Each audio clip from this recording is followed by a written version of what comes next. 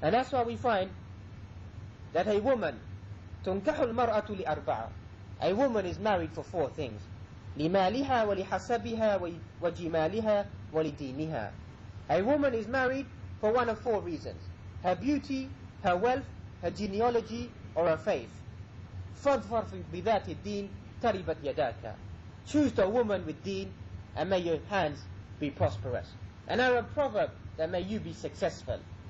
That her beauty will go, her wealth can go, her lineage can go, her family name can go. As for her deen, will remain with her. That doesn't mean you don't seek the other 3 things. But if they are there with her deen, then this is something nurun ala nur, light upon light. They are important, but the main thing is ad-deen, to seek ad-deen, because this will rectify your children and rectify the rest of the ummah. And this hadith is ma rawahu Imam Bukhari wa Muslim. And that's why we find many people want to look at other things in society, live a loose life, and then want to find a virgin woman. Many people hold this conception in their life: do whatever you want to do, but no, she has to be like that, she has to be untouched by any man. This is a concept that many people hold. Not to say that this is incorrect, this is allowed as well, but this misconception needs to be removed from human beings, that they do whatever they want to do, and then at the end my wife has to be totally untouched, or the opposite. And we find, that's why the Arab, he wrote, فَمَا الْحُبُّ إِلَّا لِلْحَبِيبِ الْأَوَّلِ. So what is love except for the first one? Love is only except for the first one. And that's why we find Aisha radiallahu anha was always boasting about this to the rest of the wives, that where would you place your camel or your riding beast? Would you place it on a land which has been untouched, or would you place it in a land where it's been touched by other animals? And the Prophet Muhammad said, I would take my beast or the riding camel to the place where it's been untouched. And she was trying to highlight that I am the one who is untouched. And she would boast about this, that she was the only one who was in this state and in this nature. And that's why we find that fulfilling of the marital responsibilities, that no one can do justice to this. كُلُّنَا قَاصِرِينَ. All of us fall short of this. So the only example to look at this, because the best person to ask about the way that you behave is to ask your wife.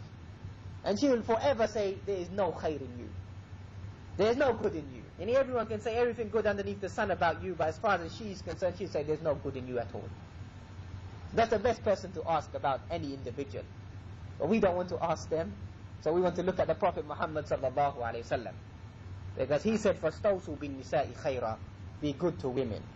And he is the one sallallahu alayhi wa sallam who stated, خَيْرُكُمْ خَيْرُكُمْ لِأَهْلِهِ, the best of you is the best one to his family, and I am the best one to his family. And there is no doubt about that, that he is the best one to his family. And his wives testified to that, his companions testified to that, and before all of that, Rabbul Alameen, Allah subhanahu wa ta'ala testified to that, that he is وَإِنَّكَ لَعَلَى خُلُقٍ عَظِيمٍ, وَإِنَّكَ لَعَلَى خُلُقٍ عَظِيمٍ, that you are upon a manifest character. لَقَدْ كَانَ لَكُمْ فِي رَسُولِ اللَّهِ أُسْوَةٌ حَسَنَةٌ, that in your conduct and your behavior is something for the whole of mankind to emulate and to copy. That is only salawatu wa salamu alayhi sallallahu alayhi wa sallam. And then we find that the women have rights. وَلَهُنَّ مِثْلُ الَّذِي عَلَيْهِنَّ بِالْمَعْرُوفِ, and women have rights corresponding to the obligations on them, according to that which is equitable or that which is fair. But unfortunately we find many people only have one verse on their mind. First verse is وَعَاشِرُهُنَّ بِالْمَعْرُوفِ, to live with them honorably, is the first verse showing to be respectful to women. And the second verse is, and they have obligations upon them. It's 2 ayat showing obligations towards the women, to be good to them. And we know that Islam gave the rights of the women many centuries before the women rights or the suffragettes, when these women came and they gave the rights of the women. And the Quran clearly states about the Jahiliyyah, the ignorance of the people. بِأَيِّ ذَنْبٍ قُتِلَتْ, for what sin was this woman killed? And then Islam came and gave the woman the right to be free, to earn her own wealth, to earn her own business, the right to even, to claim her own right to marriage. So we don't need to listen to these people about the rights that they are giving to women. It's all been laid down inside the Quran. Surah Al-Nisa, Surah Al-Tahrim, Surah Al-Mujadila, Surah Al-Talaq, Surah Al-Mumtahina, Surah Maryam. All of these surahs inside the Quran, all of these ayat showing the role of women in society in the way that we need to behave towards them. Don't talk to me about your rights, because Allah subhanahu wa ta'ala stated in the Quran, الرِّجَالُ قَوَّامُونَ عَلَى النِّسَاءِ. Men are stronger than women. If you read the word, what does qawwam mean? It means one who stands with one's obligations and duties. One who does not fulfill the rights of the house is not considered as a rijal, or as a rajul, as a man.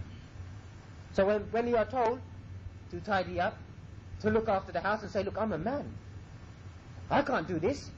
If the brothers find out about this, they're not going to call me a man. They will call me a pussycat. I'm not a man. But look at the seerah of the Prophet Muhammad sallallahu alayhi wa sallam. إِذَا دَخَلَ فِي الْبَيْتِ كَانَ يَشْغُلْ بِشُؤُونِ الْبَيْتِ. If he entered the house, was busy with the affairs of the house. And if he left when the adhan came, he left for the affairs of al-Islam. This is the sunnah of the Prophet Muhammad sallallahu alayhi wa sallam. That's why many of the ulama, they write, do whatever you have to do outside the house. But once you enter into the house, don't talk about your work, your deadlines, your assignments, anything. Khalas. Lock it all and throw the key outside the window. And get on with the rights inside the house. And then when you leave again, then carry on with what you have to do. This is the just balanced way. وَكَذَلِكَ جَعَلْنَاكُمْ أُمَّةً وَسَطًا. That we made you the middle nation.